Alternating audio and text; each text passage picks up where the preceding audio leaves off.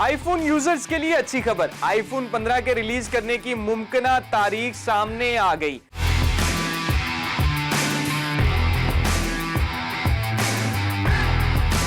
इंतजार की तवील घड़ियां खत्म, आईफोन 15 के रिलीज करने की मुमकिना तारीख सामने आ गई है।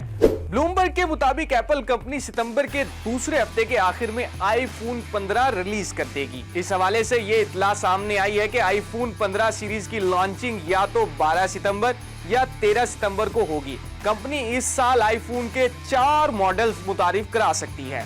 एप्पल इंतजामिया के मुताबिक आईफोन 15 रिलीज के एक हफ्ते बाद 22 सितंबर को खरीदारी के लिए मार्केट्स में दस्तयाब होगा। तो फिर सार्फिन एप्पल के नए फोन्स के प्री ऑर्डर मुमकिना तौर पर कुछ दिन बाद जुम्मा 15 सितंबर से कर सकेंगे, जबकि मार्केट में ये फोन तकरीबन एक हफ्ते बाद मैसर होगा।